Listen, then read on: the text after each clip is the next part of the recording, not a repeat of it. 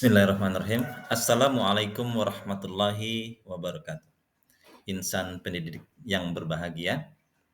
Pada video kali ini saya ingin menyampaikan terkait dengan koneksi antara materi modul 1 yaitu mengenai refleksi filosofi pemikiran Ki Hajar Dewantoro dan Pendidikan Nasional dengan modul 2 terkait dengan nilai dan peran guru penggerak.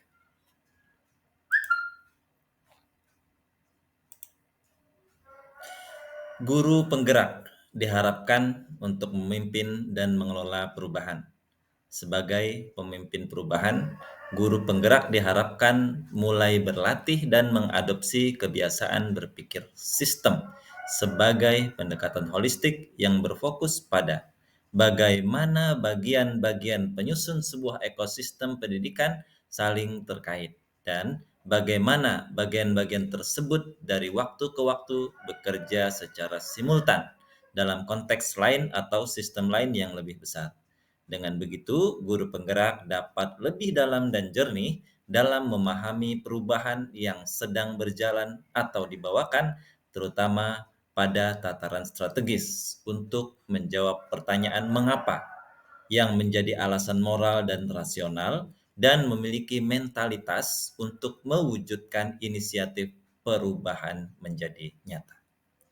Kata kunci terkait dengan hal ini adalah mengenai nilai-nilai guru penggerak, yaitu berpihak pada murid, reflektif, mandiri, kolaboratif, dan inovatif.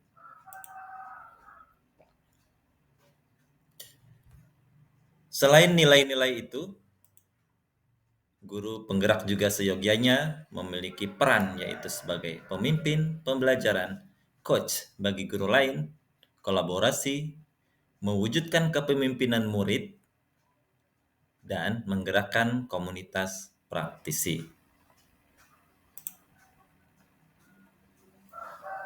Guru penggerak diharapkan dapat memainkan peran-peran tersebut dalam ekosistem pendidikannya masing-masing. Kepemimpinan seorang guru tentunya akan lebih maksimal jika memiliki keterampilan ataupun kompetensi yang sesuai dengan tujuan pendidikan yang diharapkan. Ada 4 kategori kompetensi sebagai kompetensi-kompetensi yang perlu dimiliki oleh seorang pemimpin di lingkungan sekolah, yaitu mengembangkan diri dan orang lain, memimpin pembelajaran, memimpin manajemen sekolah, serta memimpin pengembangan sekolah.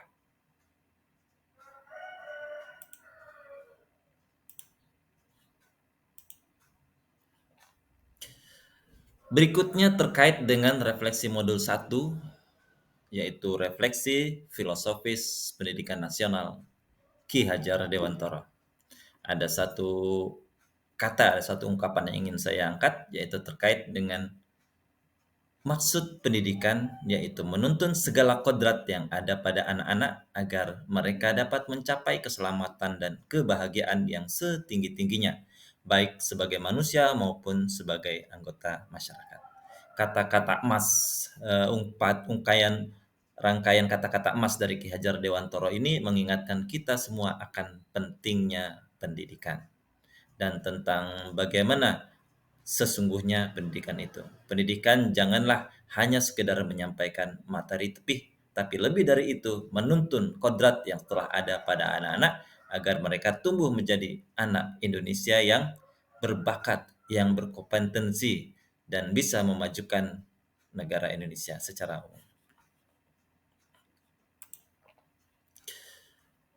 Baik, saya akan coba merefleksikan kaitan dari dua modul tersebut dengan menggunakan pola refleksi 4P, yaitu peristiwa, perasaan, pembelajaran, dan penerapan ke depan. Setelah saya menjalani pembelajaran dari modul 1 hingga modul 2 ini, hal yang menjadi pembelajaran bagi saya adalah jika ingin lebih baik, maka saya harus dapat merubah diri sendiri secara mandiri menjadi lebih baik. Lebih baik dalam artian kompetensi meningkat, sikap menjadi lebih baik, lebih peduli, dan lebih bersemangat. Kemudian terkait dengan perasaan, peristiwa atau momen Yang paling penting dan menantang atau mencerahkan bagi saya dalam proses pembelajaran modul 1 hingga modul 2 ini adalah adanya momen diskusi dengan berbagai pendapat guru calon penggerak yang berjalan seru, dinamis. Dan momen ini dapat saya lampaui, terutama juga dengan momen melaksanakan tugas yang dibatasi oleh jarak dan waktu. Namun alhamdulillah semua bisa terselesaikan dengan baik. Kaitan antara modul 1 yaitu refleksi filosofis pendidikan Ki Hajar Dewantara dan modul 1-2 terkait dengan nilai dan peran seorang guru penggerak yang saya pahami adalah bahwa di modul 2 disebutkan bahwa salah satu nilai guru penggerak adalah berpihak pada murid. Dan ini tentunya sejalan dengan filosofi Ki Hajar Dewantara yang sangat bersimpati kepada murid dan bahkan mengemukakan istilah menghamba pada murid. Kemudian mengenai peran guru penggerak sebagai pemimpin pembelajaran sejalan juga dengan ungkapan menuntun segala kodrat yang ada pada anak-anak agar mencapai keselamatan dan kebahagiaan yang setinggi-tingginya. Kemudian terkait perasaan saat momen itu terjadi, saya merasa seperti bagaikan petualang di tengah gurun pasir yang tandus kemudian menemukan oase yang sejuk dengan genangan air yang menyegarkan. Kemudian pembelajaran. Sebelum momen tersebut terjadi, saya berpikir bahwa merubah diri sendiri saja sulit, apalagi merubah orang lain. Namun sekarang saya berpikir bahwa merubah orang lain sangat mungkin dilakukan. Caranya adalah rubah sikap pada diri sendiri menjadi lebih baik, baru kemudian kita bisa berempati dan peduli pada orang lain, juga berkomunikasi dengan cara yang baik. Insya Allah kita bisa menjadi pribadi yang berpengaruh kepada pembelajaran, kepada lingkungan, dan tentunya turut serta berperan membuat dunia pendidikan menjadi lebih baik.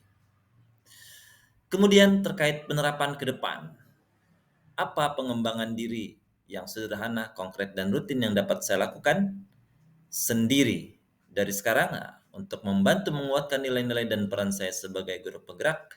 Tentunya saya harus terus belajar, terus berubah, terus bergerak menjadi lebih baik, aktif berperan tanpa pamrih di dunia pendidikan. Insan pendidik yang berbahagia, demikian sekilas yang dapat saya sampaikan. Mudah-mudahan ada manfaatnya. Billahi taufiq wal hidayah. Wassalamualaikum warahmatullahi wabarakatuh.